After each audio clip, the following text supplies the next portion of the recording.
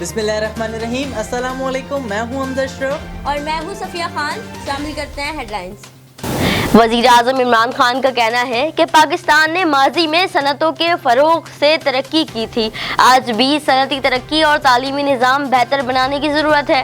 اسلام آباد میں تقریب سے خطاب کرتے ہوئے کہا، حکومت خراب معاشی صورتحال کے باوجود غربت کے خاتمے کے لیے کام کر رہی ہے۔ وزیر اعظم عمران خان کا کراچی میں انفراسٹرکچر ٹھیک کرنے کا اعادہ۔ شیخ رشید کی وزارت کے 14 ماہ، ریلوے میں 86 حادثات پیش آ چکے، ریلوے کے خسارے میں بھی قابو نہ پایا جا سکا۔ عوامی سطح پر شیخ رشید کو حادثات کا ذمہ دار قرار دے کر استعفے کا مطالبہ زور پکڑ گیا۔ ادھر اکرم دورانی کا کہنا ہے کہ شیخ رشید نے 100 لوگوں کو زندہ جلا ڈالا، عمران خان سے پہلے شیخ رشید استعفیٰ دیں۔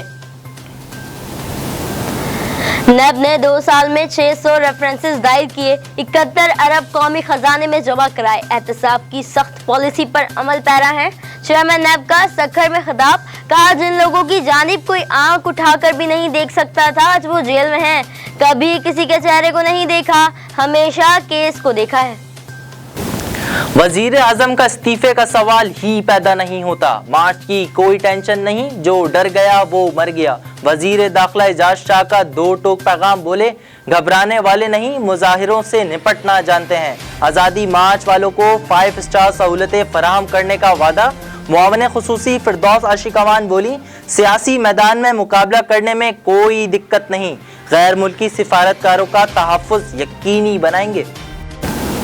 بحر عرب میں ایک کے بعد ایک طوفان، کیار سے جان چھوٹی تو ماہا نے سر اٹھا لیا۔ نیا طوفان کراچی سے 1600 کلومیٹر دور ہے، کراچی میں بوندا باندی کا بھی امکان۔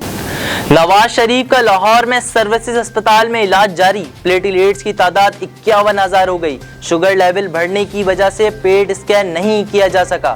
میاں صاحب کی اہل خانہ کی جانب سے عیادت کا سلسلہ جاری، سروسز ہسپتال کے باہر نون لیگ کے کارکنوں کا رش۔ فی الوقت اتنا ہی، مزید خبروں اور اپڈیٹس کے لیے وزٹ کریں ہماری ویب سائٹ csnlive.tv۔ اس کے علاوہ آپ ہمیں فیس بک اور ٹویٹر پر بھی جوائن کر سکتے ہیں۔ دیکھتے رہیے CSN۔